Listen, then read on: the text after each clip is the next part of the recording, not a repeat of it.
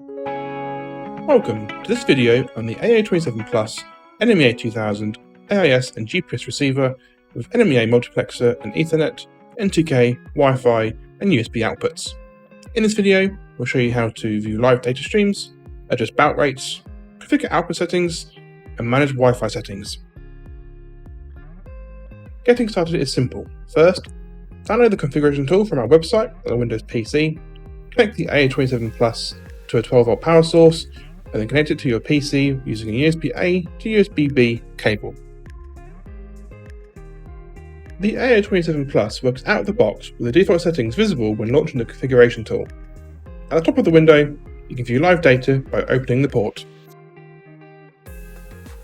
On the left, you can adjust the input device baud rates and select preferred outputs.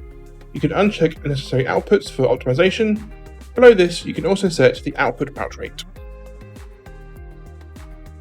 In the middle of the screen is where the ability to blacklist certain messages can be configured.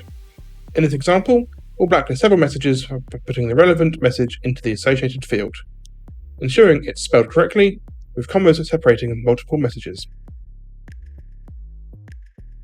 Below this, we can choose the NMEA format over Wi-Fi or USB.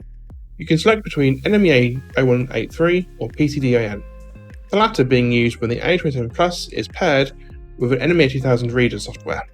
At the very bottom, the settings for the LAN output can be configured. The AA27-plus can be connected by an RJ45 to a PC, router or Ethernet switch to output the data across these networks. On the right, you'll find the Wi-Fi settings. In ad hoc mode, the AA27-plus creates its own Wi-Fi network.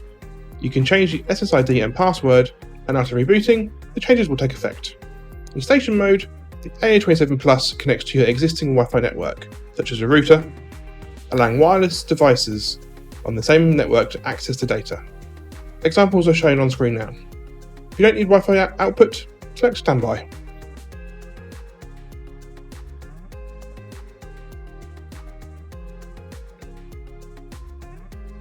When making any changes, click Config, wait for 30 seconds, and then click Disconnect. Power cycle the AA27-plus, and when it reconnects to your PC, the changes will be applied.